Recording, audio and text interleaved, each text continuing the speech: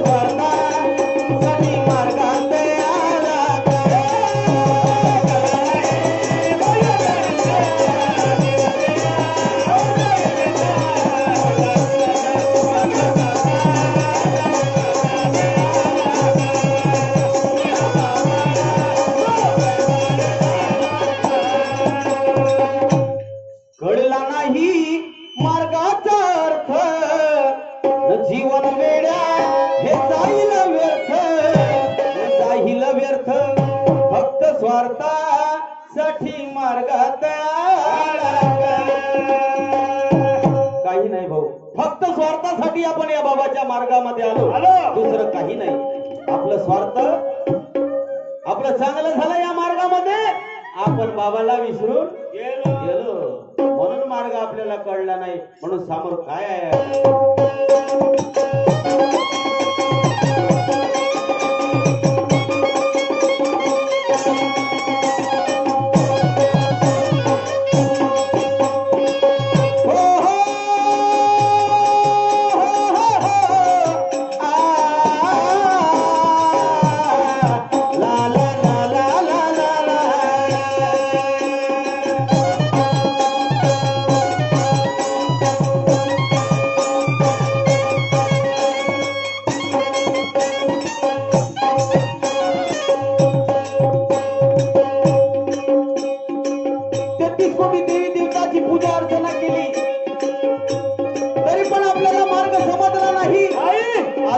मार्गामध्ये आलो 33 कोटी देवी देवताची पूजा करून सरांनी आपलं सगळं जीवन व्यर्थ केलं आणि आज बाबाच्या मार्गामध्ये आल्यानंतर आपलं जीवन व्यर्थ जाऊ देऊ नका म्हणून सुंदर मार्ग आहे आणि समजण्याची गरज आहे मार्ग आपल्याला समजला पाहिजे मार्ग काय आहे परमेश्वर काय आहे महान त्यागी बाबा जमदेवजी या कलियुगामध्ये बाबाचा जन्म का बरं झाला याचा आपल्याला अभ्यास करायचा आहे म्हणून ऐका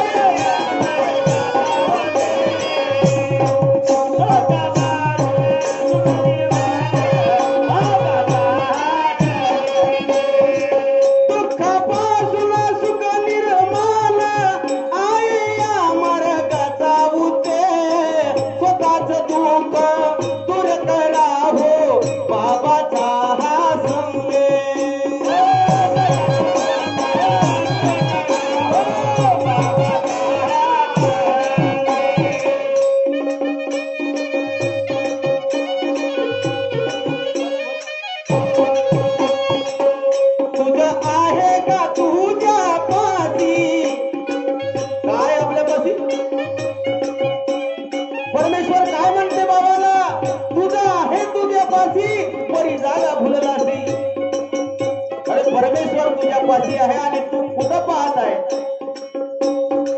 दुःखापासून सुख निर्माण आहे या मार्गाचा उते स्वतःच दुःख दूर करा हो बाबाचा हा संदेश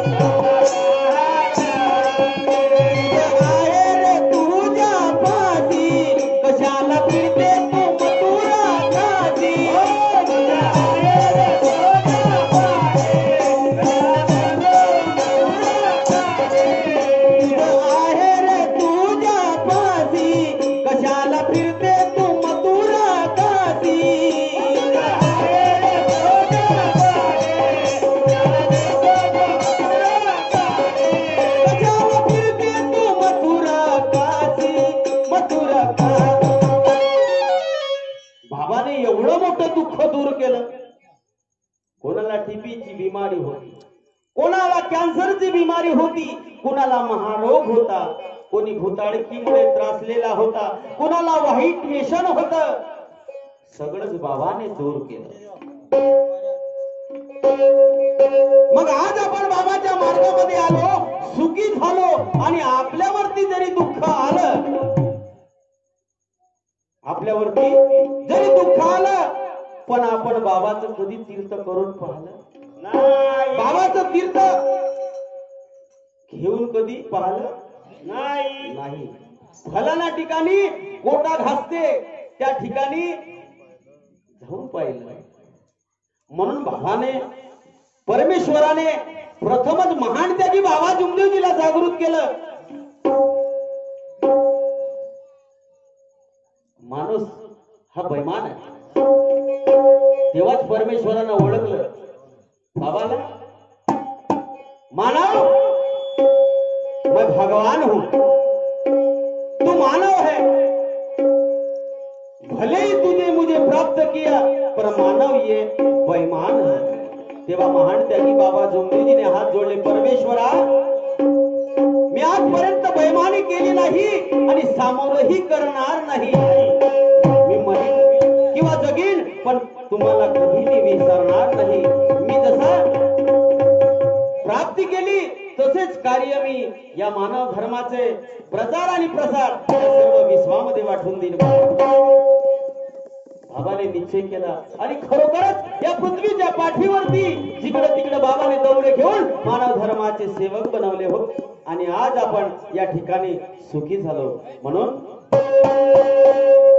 तुझा आहे का तुझ्या पासी कोणतंही दुःख आलं प्रथम परमेश्वराला विनंती केला परमेश्वरा माझ्या हाताने काय चूक झाली बाबा मी कुठं चुकलो बाबा माझ्या लक्षामध्ये आणून द्या आणि मला त्या चुकीची मला क्षमा करा आणि बाबा हनुमानजीची तीर्थावर तुमचं दुःख दूर झाल्याशिवाय राहणार नाही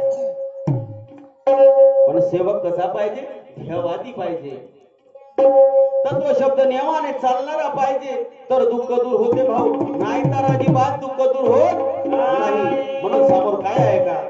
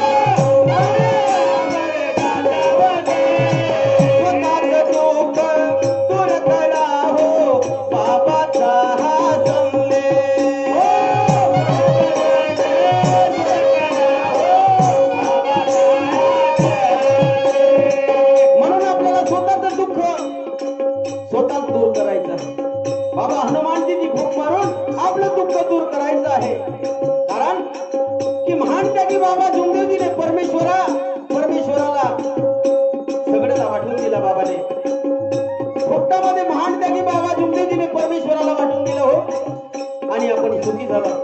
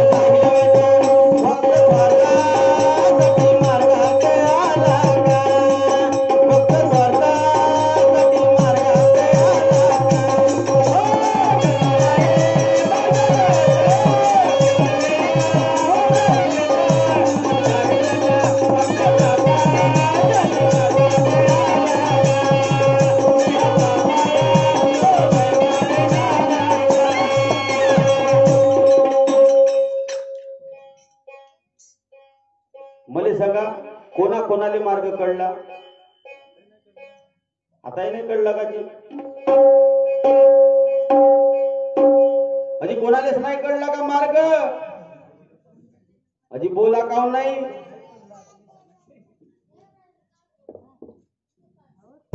कोणा कोणाले मार्ग कळला? तुम्हाला कळला का जी? आपण उभ्या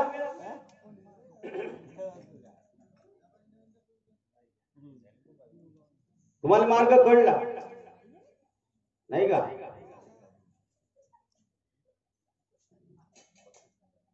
मग सांगा मानव धर्म म्हणजे काय?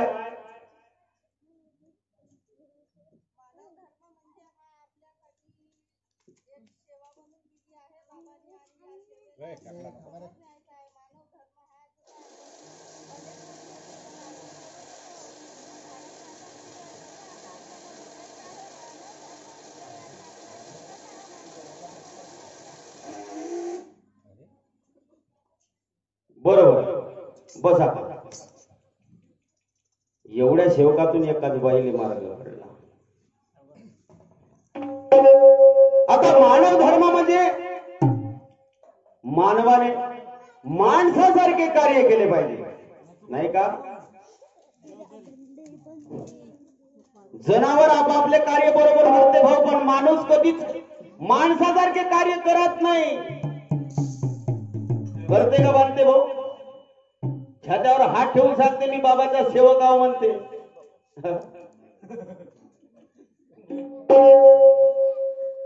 पण नाही, अजूनही मार्ग कळला नाही. पुन्हा तुम्हाला विचारणार. म्हणून समजण्याची गरज आहे. बाबाने नियमावली दिली, 4 तत्व 3 शब्द 5 नियम दिले. याचा अभ्यास भरपूर खोल आहे.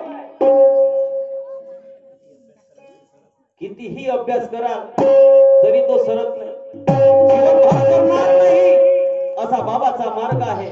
म्हणून अभ्यास करणं गरजेचं आहे, तरच आपल्याला या मार्गाची रूपरेषा कळेल. नाहीतर गेला गेला जन्म वाया गा अन धाव पंढरीच्या राया. गेला गेला जन्म वाया धाव पंढरीच्या राया. एकदा दाखवली तशीच आपल्याला या मार्गाची रूपरेषा ठेवायची आहे आणि मानव धर्माचेच कार्य करायचे. म्हणून मी काय म्हणतोय का,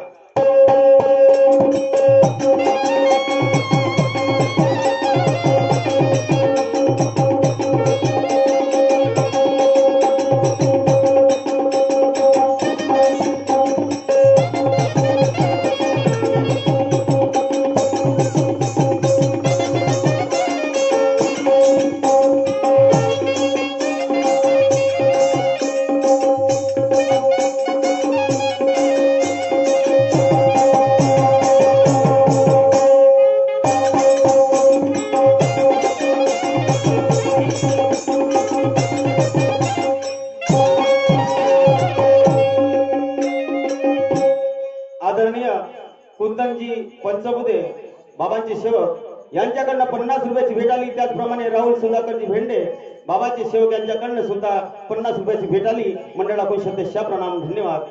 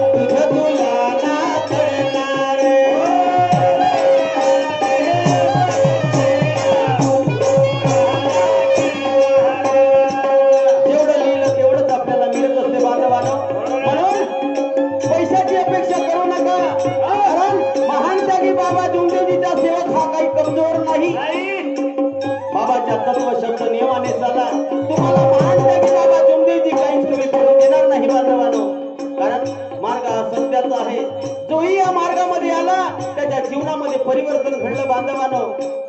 त्याचे जीवन कसे होते आणि बाबाच्या मार्गामध्ये आल्यानंतर त्याच्या जीवनावरती परिवर्तन कसं काळी घडलं बांधवानो.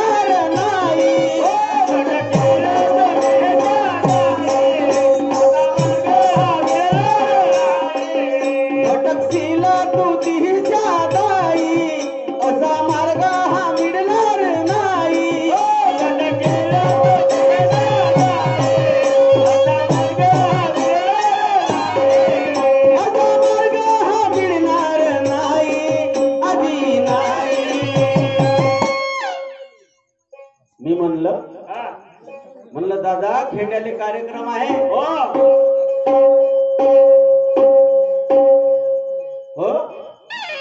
आणि भाऊले फोन केला.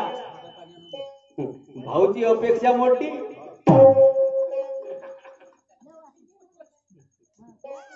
मग ते किती देशील का? मी म्हणलं पाहिजे तेवढं सेवक देतील तेवढे म्हणलं तुला देऊन टाकील. म्हणलं किती घेशील म्हणलं तू? तर म्हणते 800 रुपये घेईन बाबा. बरं म्हणलं काही हरकत नाही. तू येत कार्यक्रमाला भाऊ. लोभाच्या मागे लागू नका. पैसा हा विषय आहे. पैशाच्या पाठीमागे लागाल तर एक दिवस तुम्ही आंधळे बनल्याशिवाय राहणार नाही. म्हणून पैशाची अपेक्षा करू नका. बाबाचा मार्ग खूप सुंदर आहे. भावाने आपल्याला काहीच कमी पडू दिलं नाही म्हणून पैशाची अपेक्षा ठेवू नका. सरळ बाबाचे कार्य करत जा. आपलं जीवन सुखी होईल, आपलं जीवन सफल होईल. म्हणून त्याही सेवकाला 1 रुपया सुद्धा मागितला नाही. बाबाने स्वतःचे पैसे खर्च करून या मानव धर्माचा प्रचार आणि प्रसार या विश्वामध्ये ठेवला बाबाने. आणि आज आपल्याला बाबाचे गुणगान करण्यासाठी पैसे पाहिजे ना कुशल मामाजी? दाजी तुम्ही काही कमी नाही. तुम्ही आपली लोक सांगा, बाकी जायची सांगा. म्हणून पैशाच्या मागे लागाल तर जिकडं तिकडं भटकाल आणि तोल कुठेही निघून चालला जाईल. आणि काय होईल हे कोणाला ठाऊक नाही. कारण या भारत देशामध्ये कोरोना बिमारी अशी घुसली भाऊ की दवाखान्यामध्ये तर बेड नव्हते मिळत, सिलेंडर नव्हते मिळत, पण घाटामध्ये मुर्गे जाळाला ही जागा नव्हती मिळत. अशी परिस्थिती झाली होती आपल्या भारत देशाची. पण हा कोरोना आणला कोण?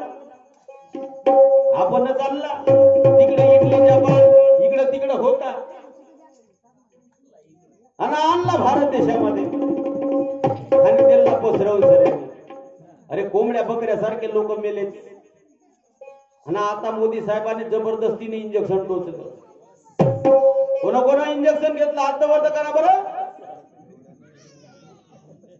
घेऊ लागला का तुम्हाला? अरे बाप्पा एकच जण आहे ना. बरोबर. या गावामध्ये खरोखर बाबाचे कार्य करतात बाबा सेवा. एकाच माणसाने फक्त हात वर्त केला त्याने भेव लागला. कोरोना बिमारी जरी झाली मी मरून गेलो तर कसं होईल? अरे मंडळाने 7 दिवसाचे कार्य दिले होते, केले होते का ते? आम्ही इंजेक्शन घेतलं नाही कारण इथं राजकारण आहे. राजकारण. बाबाने एवढं मोठं दुःख दूर केलं आणि हा कोरोना बिमारी काय करायचं? वेळोवेळी सॅनिटायझर मारा, तोंडाला मास्क लावा, 10-20 वेळा हात धुवा. काय होणार आहे? काहीच होणार नाही. अरे बाबाचे कार्य करा. बाबाला सांगा परमेश्वरा ही कोरोना बिमारी जिकडची तिकडं जाऊ दे, इकडं घरापर्यंत आली नाही पाहिजे. म्हणून असं भटकू नका. एका ठिकाणी राहा, एका वचनावरती राहा. तुम्हाला धक्काही लागणार नाही. भटकशील तू तिच्या दाई नसा मार्ग हा मिळणार नाही. असा मार्ग हा मिळणार नाही आधी नाही. पण कळला नाही जीवन वेड्या जाईल वेत जाईल वेत.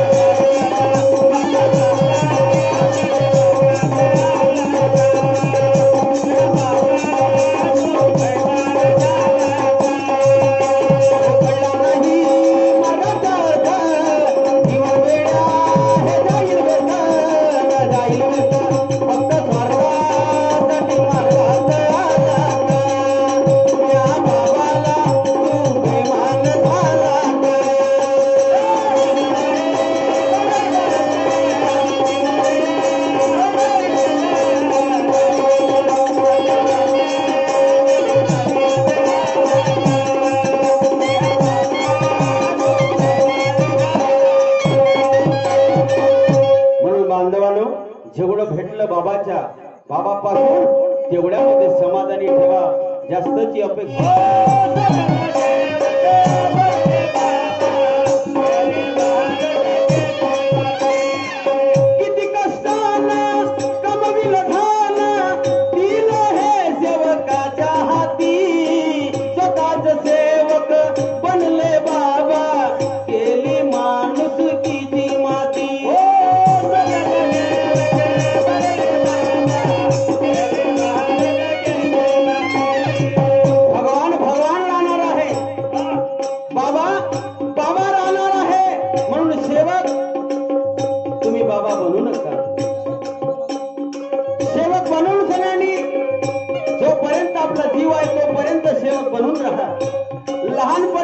देवा मोठी साकाराचा नवा म्हणून लहान बनूनच राहा, तरच आपल्या जीवनाचा उद्धार होईल बांधवानो.